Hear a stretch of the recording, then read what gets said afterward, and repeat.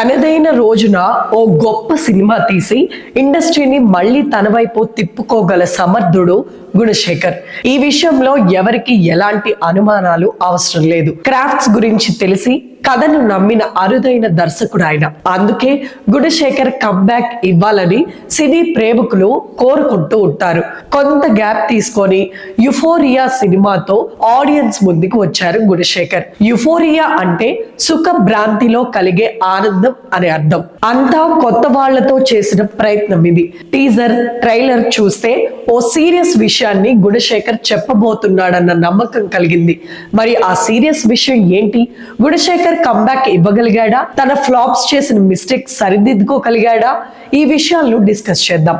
Genuine review ఇవ్వడానికి ప్రయత్నం చేస్తాను. చైత్ర క్యారెక్టర్ లో సారా అర్జున్ బాగా చేసింది. చైత్రకి 18 ఏళ్ళు కూడా నిండని మైనర్. ఐఏఎస్ అవ్వాలన్నది తన గోల్. చదువు తప్ప మరో ధ్యాస ఉండదు. స్నేహితురాలతో సరదాగా ఓ పార్టీకి వెళ్తుంది. అక్కడ 5 రాక్షసుల చేతుల్లో అత్యాచారానికి గురవుతుంది. వాళ్ళు కూడా మైనర్లే. అందరూ పెద్ద కుటుంబాలకు చెందిన పిల్లలు. వాళ్ళ చేతిలో డబ్బు, అధికారం ఉన్నాయి. తమ పిల్లల్ని ఎలాగైనా సరే ఈ కేసు నుంచి తప్పించాలని చూస్తూ ఉంటారు. ఈ అరాచకానికి పాల్పడిన వారిలో వికాస్ ఒకడు. తల్లి వింధ్య వేములపల్లి ఈ క్యారెక్టర్ చేసింది భూమిక. వింధ్య వేములపల్లి బాగా చదువుకున్న ఇల్లాలు. తన ఇంట్లోనే ఓ విషపురుగు పుట్టిందన్న విషయాన్ని సహించుకోలేకపోతుంది. కొడుకు తప్పు చేశాడని తానొక్కతైతే బాధితురాలి పక్షాన నిలుస్తుంది. పోలీస్ అధికారి జయదేవ్ నాయర్ గా గౌతమ్ మీనన్ రంగంలోకి దిగి కేసు ఇన్వెస్టిగేషన్ మొదలు పెడతాడు.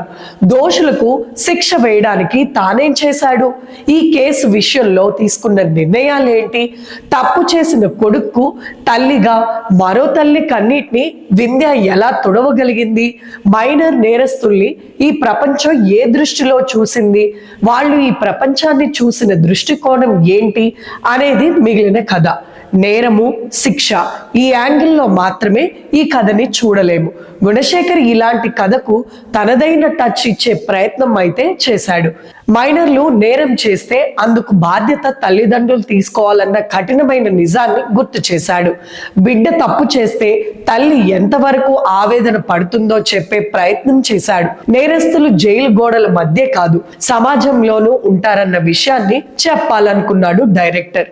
మొరాలిటీ కూడా చట్ట పరిధిలోకి తీసుకురావాలన్న కొత్త ఆలోచన షేర్ చేశాడు. ఒక మంచి ఉద్దేశంతోనే గుణశేఖర్ ఈ సినిమా తీశాడు. అందులో ఎలాంటి సందేహాలు అవసరం లేదు.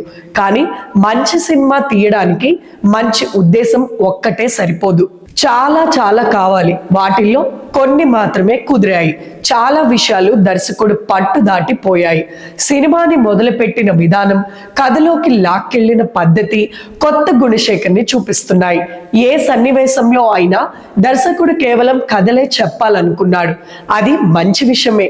చైత్ర రేప్కి గురైన విధానం, ఆ బాధని తనలో దాచుకోక తల్లిదండ్రులతో పంచుకున్న సీన్ గుండెల్ని పిండేస్తుంది. అయ్యో అనే సానుభూతి కలిగేలా చేస్తుంది. వెంటనే మొదలైన ఇన్వెస్టిగేషన్, కోర్టు తీర్పు, పోలీసు న్యాయ వ్యవస్థలపై నమ్మకాన్ని కలిగిస్తాయి. చట్టం తన పని తాను చేయకపోతే ఎలా ఉంటుందో కళ్లకు కట్టినట్టుగా చూపించాడు.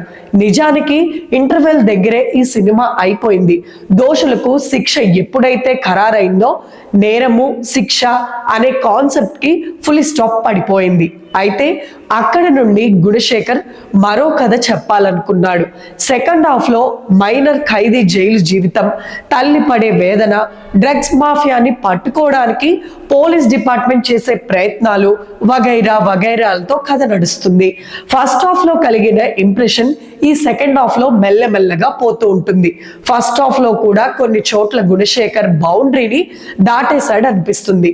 ముఖ్యంగా సీన్ రీక్రియేషన్ పేరుతో చేసిన హంగామా చూస్తే ఏంటి రేప్ కేసులో కూడా ఇలా జరుగుతుందా అనేలా ఉంటుంది.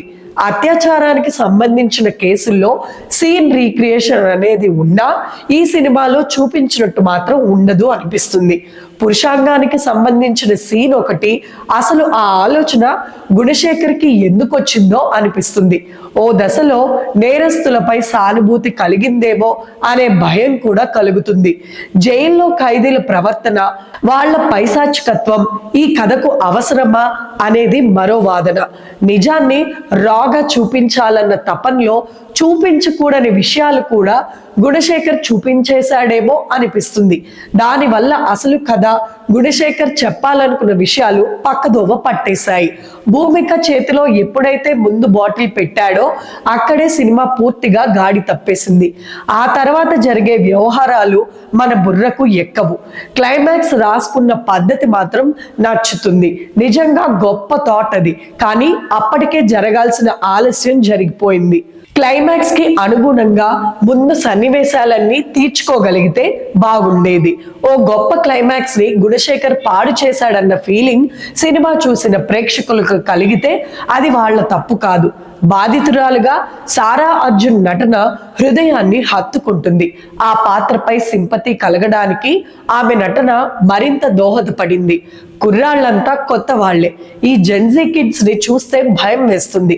దాన్ని బట్టి వాళ్ళెంత బాగా నటించారో అర్థం చేసుకోవచ్చు. భూమిక పాత్రని చాలా స్ట్రాంగ్ గా రాసుకున్నాడు గుణశేఖర్. కానీ సెకండ్ హాఫ్ లో ఆ పాత్ర లైన్ తప్పింది. గౌతమ్ మీనన్ కు ఇలాంటి పాత్రలేం కొత్త కాదు. తను చాలా ఈజీగా చేసుకొని వెళ్ళాడు. కాళభైరవ పాటలు మరోసారి వర్కౌట్ కాలేదు. తన నేపథ్య సంగీతం కూడా కాస్త లౌడ్ గా అనిపించింది.